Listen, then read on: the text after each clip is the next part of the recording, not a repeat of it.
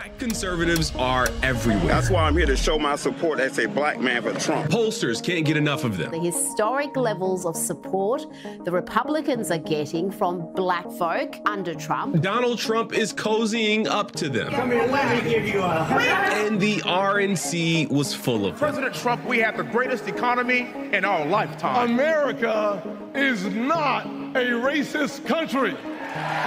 Can you imagine President Donald Trump coming to a city and calling a pastor like me? You've probably heard a lot of people talking about black Republicans, but I spent all of the RNC talking to black Republicans. So it is with being a black conservative.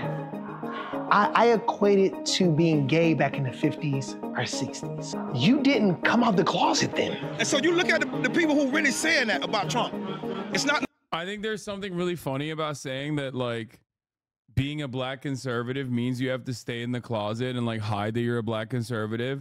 I've literally never met a black conservative that doesn't fucking telegraph that they are a black conservative. Like that is straight up. I'm sorry, no disrespect, but like that statement right there is the funniest fucking thing you could say. There's never a moment like, first of all, just immediately off the top dome, worst fade you've ever seen. Not even a fade at all. Okay. The fits are out of control. It's just like, even from a judging a book by its cover standpoint, you just immediately know. Okay. And if you don't know, much like a vegan, a black conservative will tell you that they are a black conservative. Okay. So it's not like even if you miss the mark on the aesthetic front, you will hear it. Okay. It is ridiculous. What a ridiculous statement to make. It's like thinking that there's not a 3-minute ad break at the top of the hour. There is one, okay? Get used to it.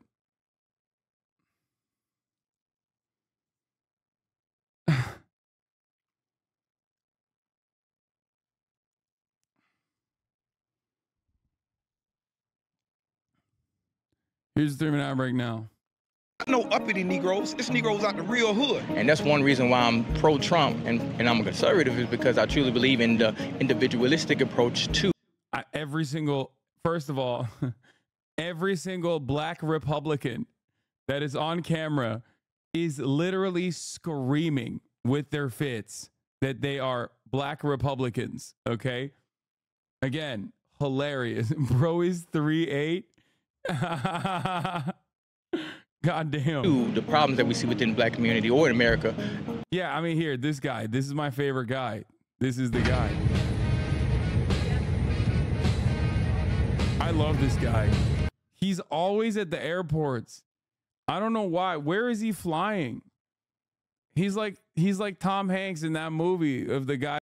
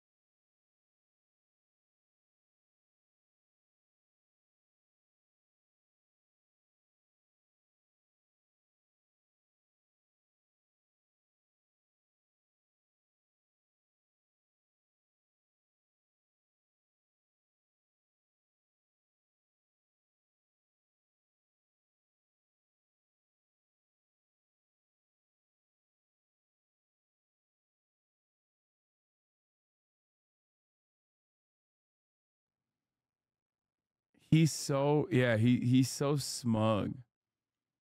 He's so fucking smug. It's just as a whole. Black Republicans specifically are some of the most disliked and unpopular political figures within the black community for a reason. I'm pissed. Of the 4 black Republicans in the U.S. House of Representatives, zero represent majority black districts. I am royally pissed. In fact, they all represent majority white districts, something they seem to be very proud of. South Carolina is majority white, correct? Yeah, it's Georgia. My district is majority white district. Utah is majority white district, correct? Michigan, Florida. Is your district a majority white district?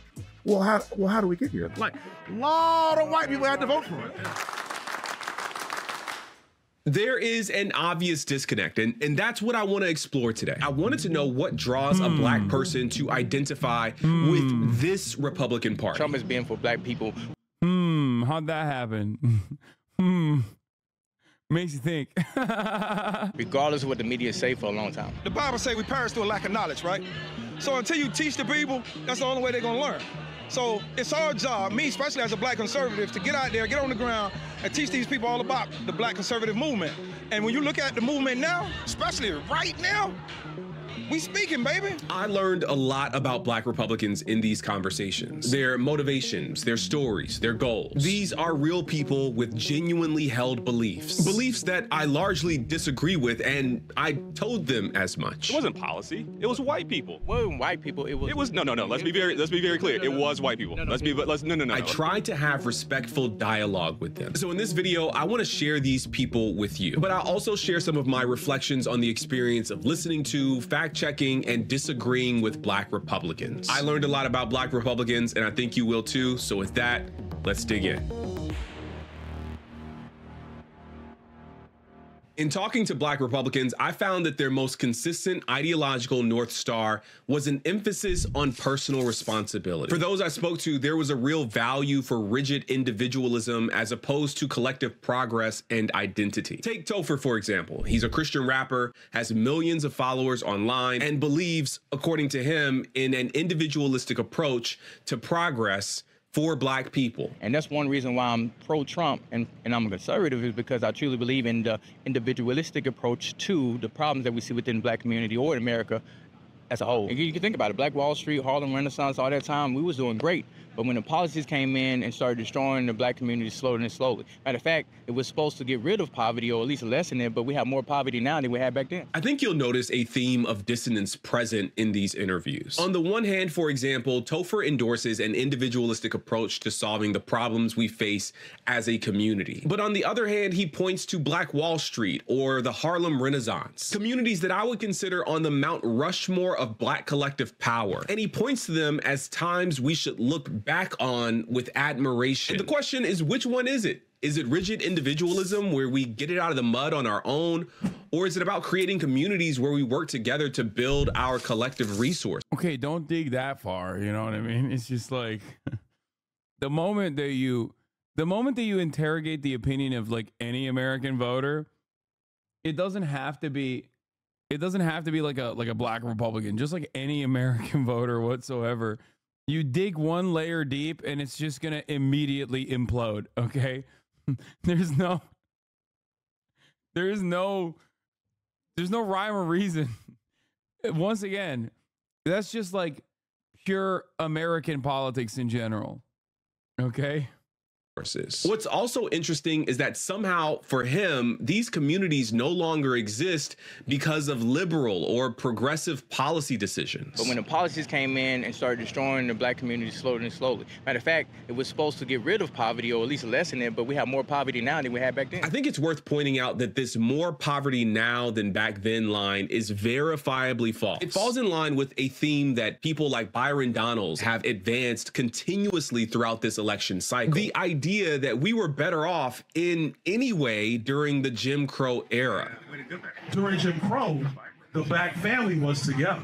Yeah, that's right. During Jim Crow, more black people were not just conservative, because black people always have been conservative-minded, but more black people voted conservatively. It's worth noting that the black poverty rate has been falling ever since black people started receiving civil rights protections. It's almost as if these progressive policies worked. Now, you mentioned Black Wall Street, brother, and I want to be very real with you. Yeah.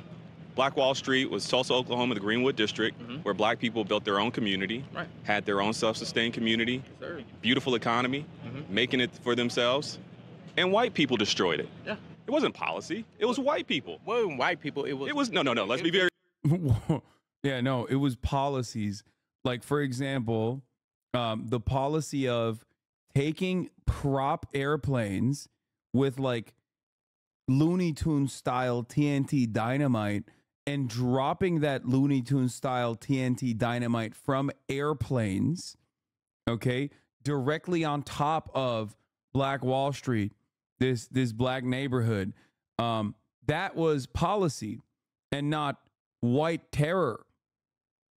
Okay, that was policy and not white terror. That was just a terror of white policy. What the fuck? Let's be very clear. It was white people. No. It was those white people. It was white people. Oh, okay, yeah, no. In that community. He said bad apples. White supremacy is not real. It's just bad apples. Absolutely. Exactly. And let me just say this: Elaine, Arkansas, Rosewood in Florida, Atlanta, Georgia, the Sweet Auburn district, North Nashville, and Nashville, Tennessee. Each one of these communities were booming black economies, where white people, not in the same place, but it was the same group of people every time, destroyed those communities. So you can't say it's policy when when black people do what they need to do and build for themselves, and white people destroy it. Yeah. So why is it that you would frame it as a policy thing?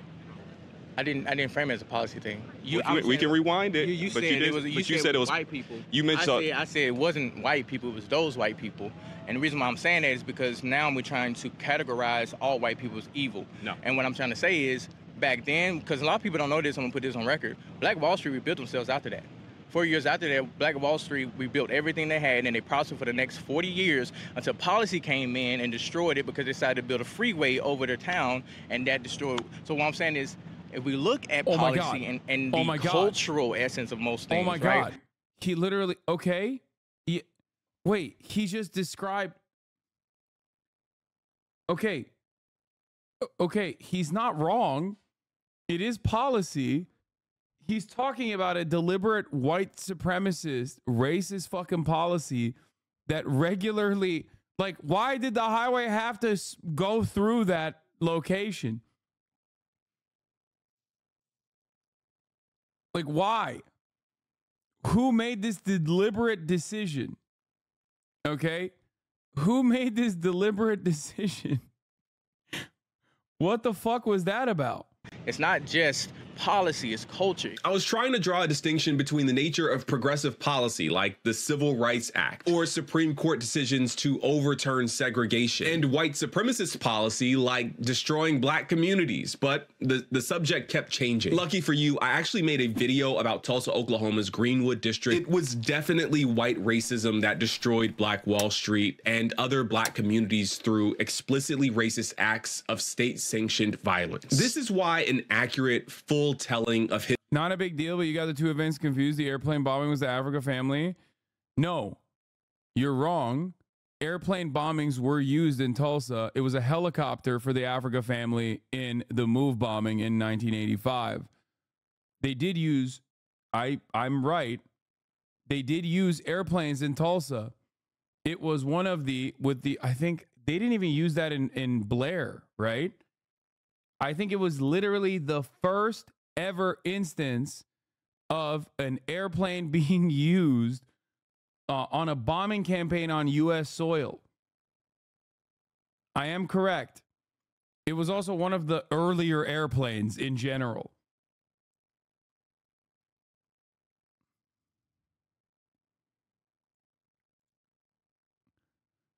Numerous eyewitnesses described airplanes carrying white assailants who fired rifles and dropped firebombs on buildings, homes, and fleeing families. The privately owned aircraft had been dispatched from the nearby Curtis Southwest Field outside Tulsa.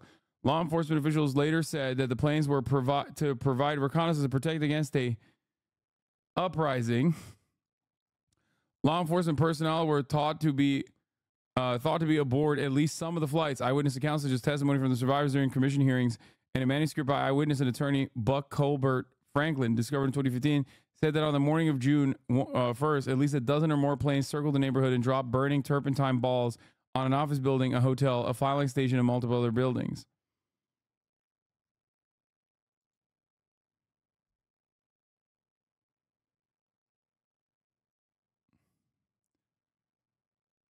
Yeah.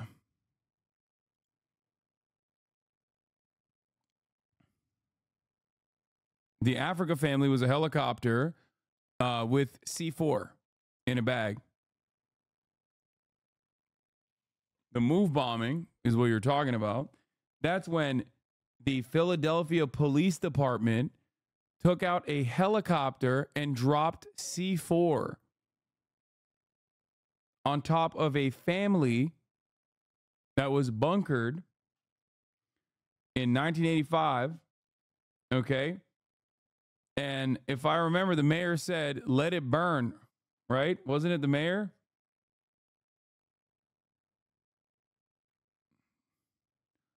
They did not put the fire out.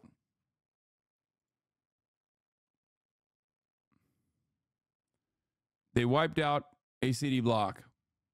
History is so important. Black oppression and Black progress have always had a collective quality to them. Black people have been, throughout American history, targeted as a group, from slavery to Black codes to Jim Crow to mass incarceration to anti-inclusion efforts today. But we've also made progress by harnessing the power of collective action during Reconstruction and the Civil Rights Movement, and even today during the Black-owned business boom. From LBJ, that's why he said we have these Negroes voting Democrat for the next 200 years. But all those policies have not done what they promised. Would you agree? I would not agree. So you think we're better off as Black people now than we were before LBJ passed those policies? Yo, that's such an embarrassing thing to say. Like, that, yeah, no shit. Like, yes, dude. What the fuck?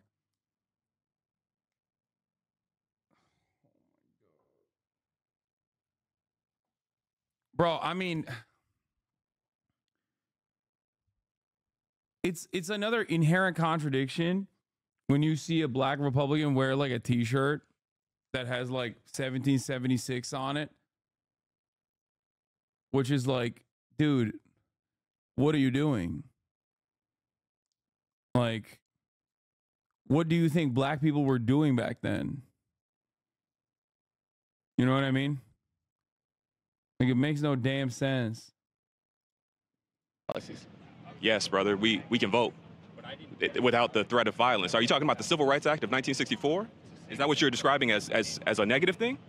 I'm not saying the Civil Rights Act of 1964 was, I'm talking about... That's LBJ, I just want to be clear. That's LBJ, who you said, were we better off before LBJ? LBJ signed the Civil Rights Act of 1964. I'm talking about the war on poverty. I just want to answer that one. I want to answer that specific one first.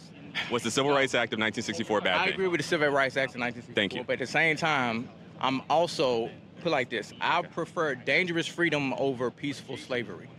I don't know what that means. Explain What more. it means is I would rather, given the fact that even back then we still had our families together, communities were stronger back then, I'd rather deal with... That's not even true, though. Like, what the fuck? Like, dude, people were getting lynched. Like, what the fuck? You did not have access to the same, like you couldn't eat at the same restaurant. Like, what the fuck?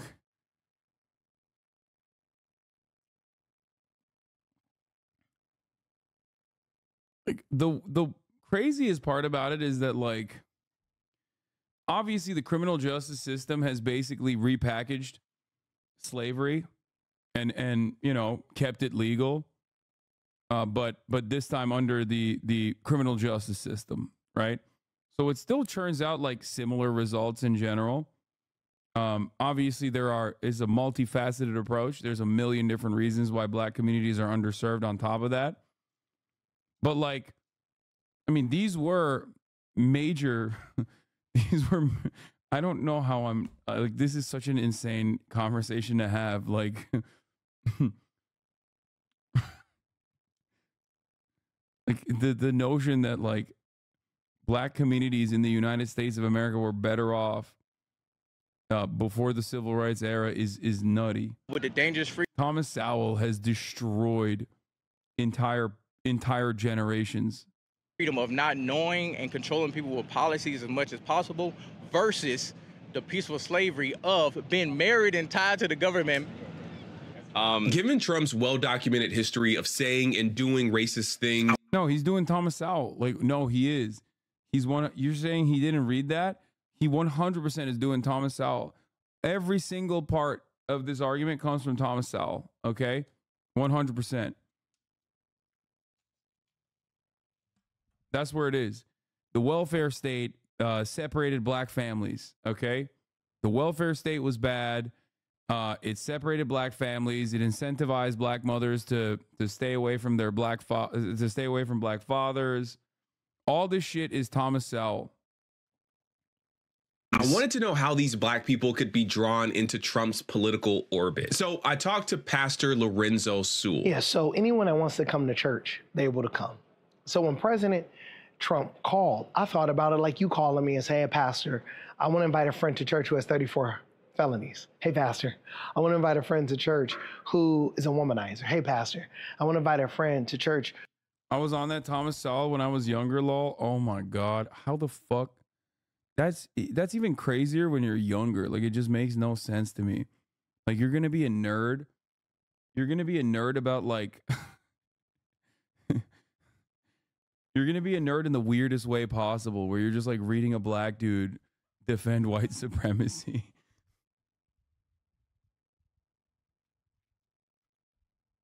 How the fuck does that even happen?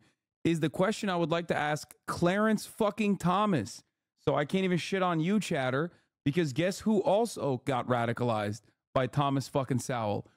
Supreme Court of the United States Justice Clarence fucking the horse porn Thomas. Okay? So, you know, that's real. That's real. That's a real thing, which is insane. Who could be a racist. He's the lead pastor at a black church in Detroit that Trump visited earlier this year. Like they did, black church, the air quotes. Look at the church.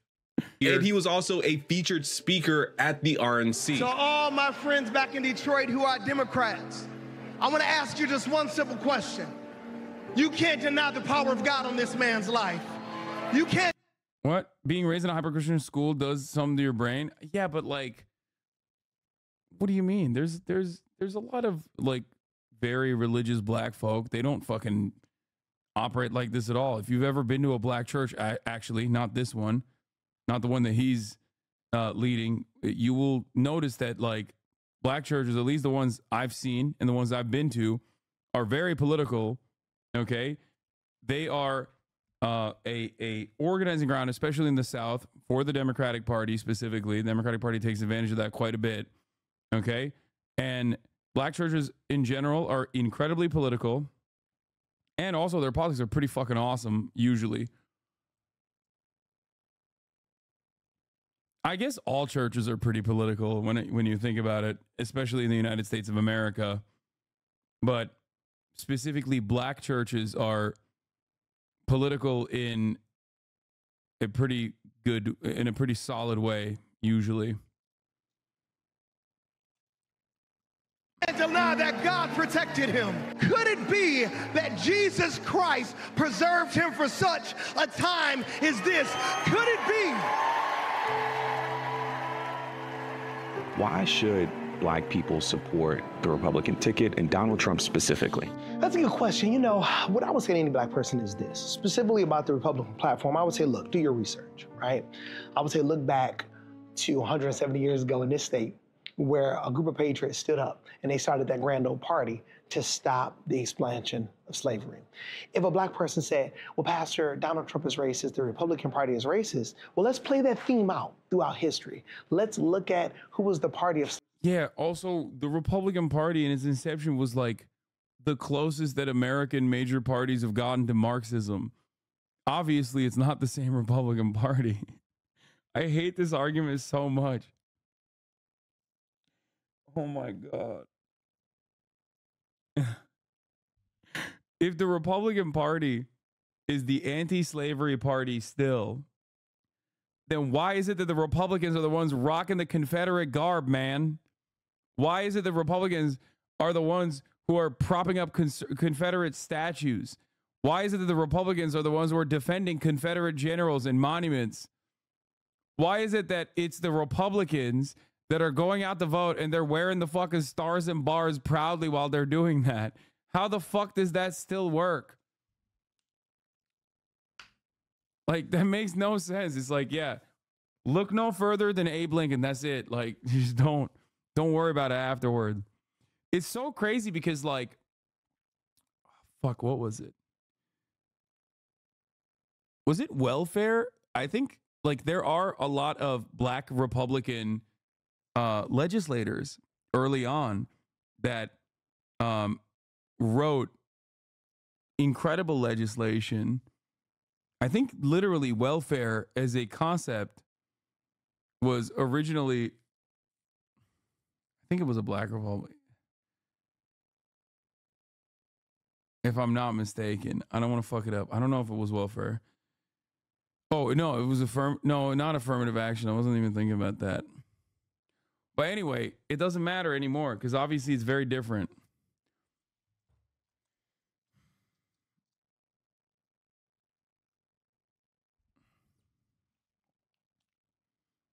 Southern Democrats led the charge to secede from the Union and establish a Confederate States, though. Yeah, the point is, do you think that post-civil rights, the Democratic Party and the Republican Party abide by the same exact values? Like, especially saying it nowadays when, so in the past, parties were more,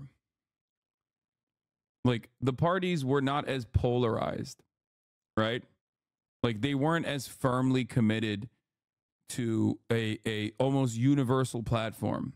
Back then, you had Southern Democrats and Southern Republicans that sometimes would be aligned on similar interests, and Northern Democrats and Northern Republicans that aligned on similar interests, because a lot of the party interests, or rather a lot of the political interests, came from regional economic interests. Okay? Whereas now in the modern era, it's just like Democrats are one thing across the board, across the entire country, and Republicans are one thing across the board in the entire country. Like, it is no longer a regional split. More so just a simple party split. Slavery? Who was the party of Jim Crow, right? Who's the party of the slave codes? Well, those are Democrats. Let's have that conversation. Yeah, political parties being based along ideological lines are a more recent phenomena. They used to be more regional, with interests representing their various constituencies, such as yeomen, farmers, or industrialists. Yes. And when you look at when the Senate was integrated, those were black Republicans. When we look at Frederick Douglass, black Republican. So that's on the political side, why I believe that a black American should be willing to look at the Republican platform. In terms of my political convictions as a pastor, my conviction in my heart. A black woman's womb is the most dangerous place for a black child to be. Oh, so, God. If a black American specifically... Wait, does he mean like infant mortality rates or something? Like, is he talking about like pregnancy, like maternal mortality rates for black women being like disproportionately much higher than any other race in the country? I don't think he's talking about that. I think he's talking about abortion, right? I don't know why I'm being charitable to this man. He's a black woman. My conversation would be, give our black babies a chance. Look at the Republican Party in terms of President Donald J. Trump. This is what I would say. Don't look at the container, look at the content, right? Don't look at the man, look at the mission, right? Don't look at his past. Look at what your agenda is for your community in the future. Conservatives are leading the charge to remove protections for voting rights, protections for maternal mortality, interventions in California, affirmative action, diversity, equity, and inclusion. These are all issues that pertain directly to the people that I know that you serve in your community. Why should they support the party behind the hindrance, the advancement of the very things that I know you stand for? Sure. Black people that I know, that I represent, that I've had these conversations with, they don't want to be put in a position because they're black. There's not one black person I know that will say to me, Lorenzo, I deserve this position because I'm black. But I want to. You know that that's not what DEI is. DEI is about fair hiring practices, opening up opportunity, like creating pathways, like. But you're smart. You're an intelligent man, and those that would say this, I believe they're very intelligent. It costs more money not to hire the person who's the best than to be racist. It actually costs more money. So if you're the best at what you do, right? And let's just say. This is the coolest, silliest way to argue at the behest of white supremacy, because the entire reason for why these sorts of policies, including like affirmative action and shit, exist is so that you, by force at certain points, try to get like the majority white population in positions of power to not make racist exclusionary decisions in hiring practices, which has been the standard throughout American history and still continues to this day through a form of implicit biases that people don't even know they have. You're white, you're more predisposed to hiring a white guy. You're a white man, you're going to most likely want to hire a white man. That's just how it works statistically. You have the capacity to overlook other races regardless of their qualifications. The anti-DEI narrative literally is built around this faulty assumption that a black person is never as good as a white person when they are hired for that job. That means like if a black person is in a position of power, that means that they automatically disqualified a more qualified white person that should have gotten that position. It's ridiculous.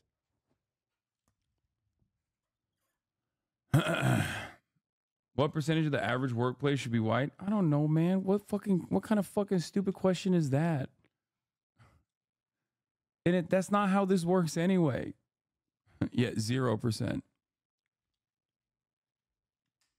When I'm president, no more white people.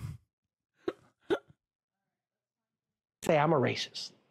So let's just say that, let's play that out, right? And let's just say, hey, there are 20 white guys that are not as competent as you, but I'm not gonna pick you because you're black. It's gonna cost me more money. They don't even know that this qualified person exists, right? Sure, I hear you. The pathways are the problem. And a lot of what diversity, equity, and inclusion is doing is creating those and helping to clarify those pathways. One of the funniest parts about this is that, like, you know, black people have disposable income as well. They also participate in the economy. So do brown people, so do women. So these DEI initiatives, as a matter of fact, are conducted in an effort to elevate people from different backgrounds to higher positions, hopefully to not overlook them when they are qualified, right? And the reason for why they do it is because corporate boards that have more diversity end up having more profitable corporations. So the real reason for DEI in general is that it's good to have a black dude on the board, okay? Because they have an entirely different world experience than the 8 other white dudes that are on that board that might be able to see certain things that the 8 other white dudes will miss because of their, you know, their privilege, their biases. That's it. And it turns out it helps profitability in corporations in general. That's why there's always like that thing where we'll look at something and we'll be like, was there not like a single black person in the company at any point that like looked at this and went like, well, this is kind of weird. We probably shouldn't do it.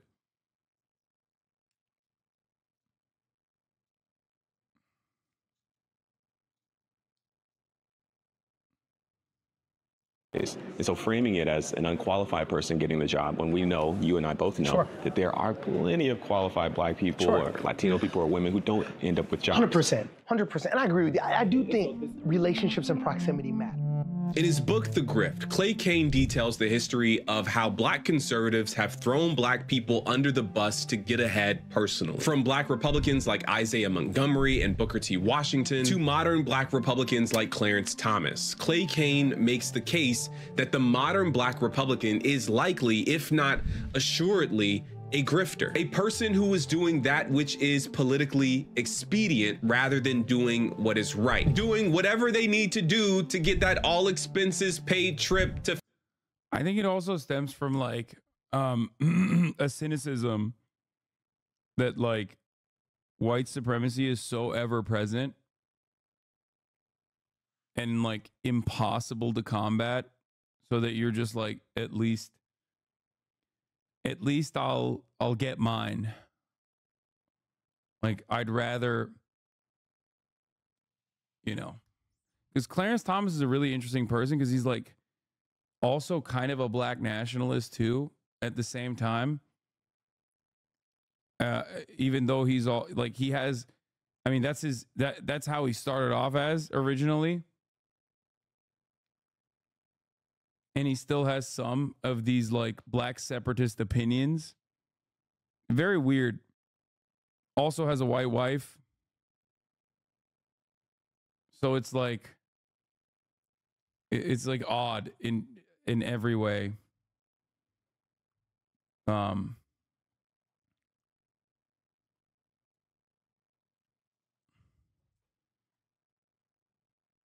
Truly a unique figure.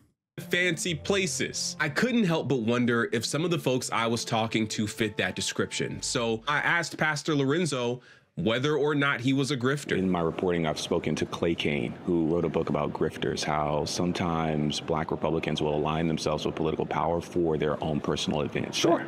What do you say to a person who says, hey, like, you're a talented, gifted person, but we didn't necessarily know who you were, but now you're speaking on one of the biggest platforms in the world tonight? Quite frankly, I don't need another opportunity to speak. Has the Republican Party said, Lorenzo, we're going to write you a big check? No.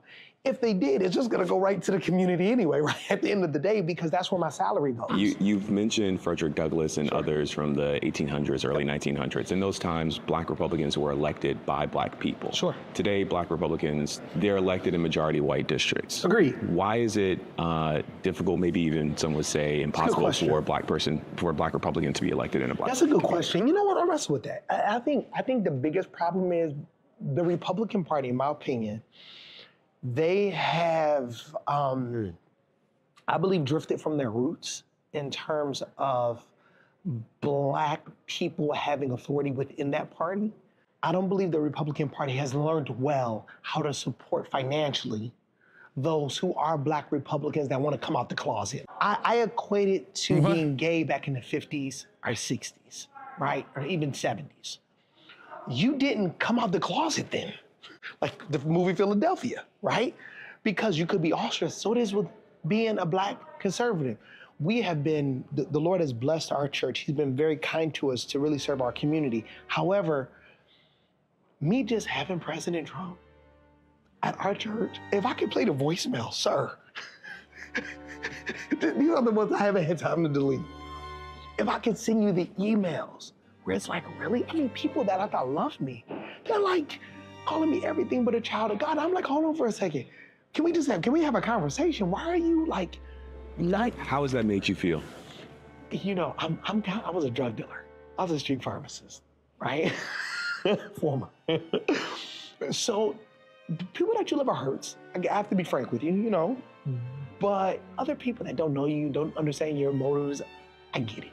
When tensions are high, motives are questions. And tensions have been high in our country as it pertains to politics. So people question my motives. I understand that.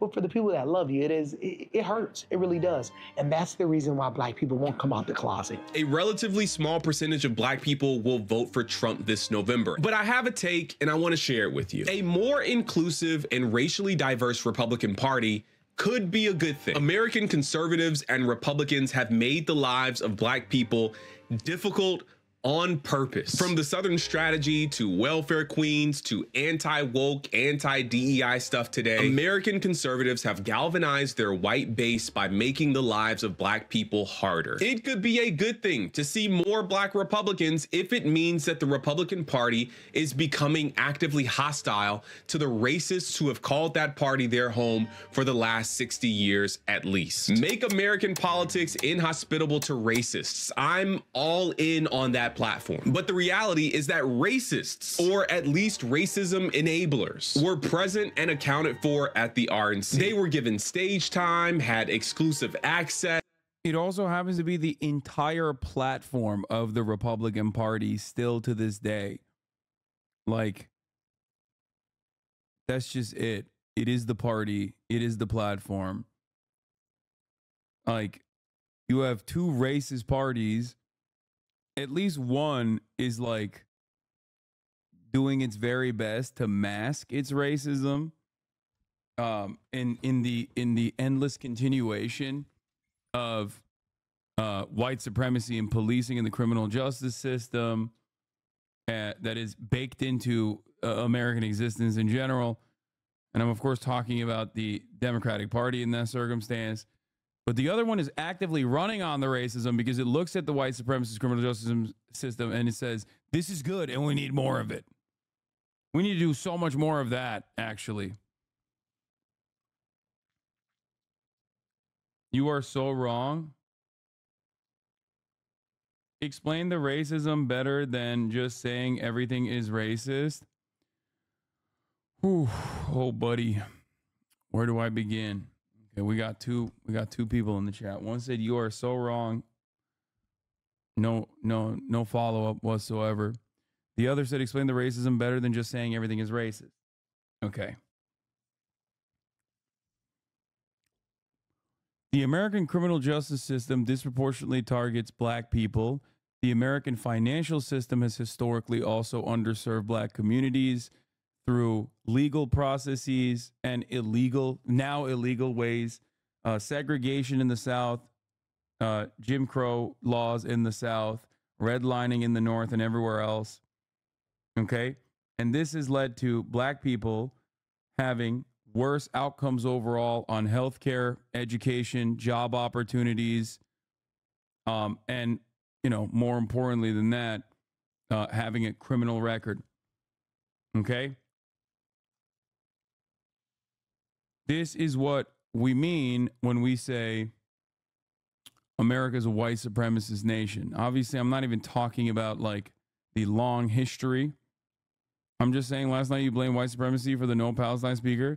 Yeah, that is a different form of white excellence, white supremacy. America's hegemonic superpower status that comes from destroying the global South, which is comprised predominantly of non-white people, brown people, black people. That is true. That is also still white supremacy. This is foreign policy, though. We're talking about domestic policy, which is like similar to foreign policy in that regard. You can see black communities as like internal colonies, like interior colonies.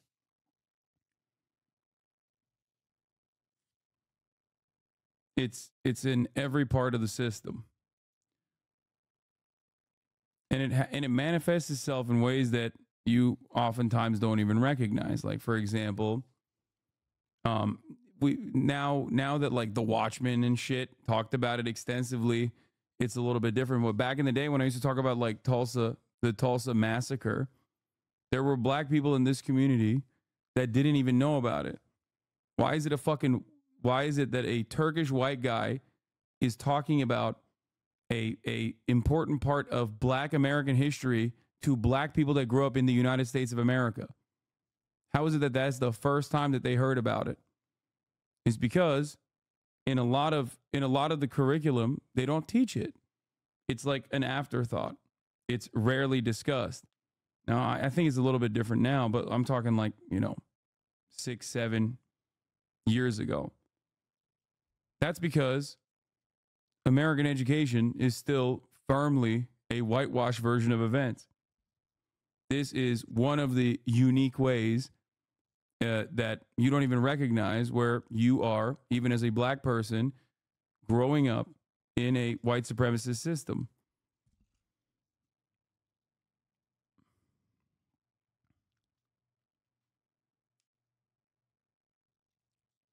I teach U.S. history. We do teach it now, but it's not a major focus in our standards.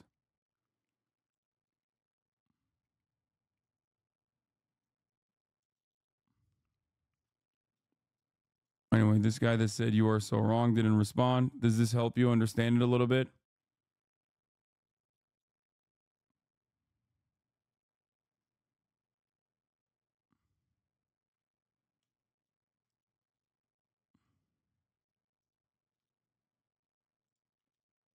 All right, let's continue. Yes, and seemed central to the whole operation. And I'll tell you what did not feel central. Black people. I actually attended the Black Delegate event during the RNC, and something really interesting happened. The event was taking place away from the main convention center. And in the middle of it, unexpectedly, former President Donald Trump's motorcade could be heard approaching the event from a distance. People have been having a great time before that moment, but you should have seen the excitement on people's faces when they realized it was Trump approaching their event. It really felt like this big moment of acknowledgement, the perfect punctuation in a banner year for Black Republicans. Journalists and news crews were scrambling to get into position to make sure they captured that moment when he comes to this event. But then his motorcade just drove by. It turned out he wasn't coming to the event. It wasn't on his schedule.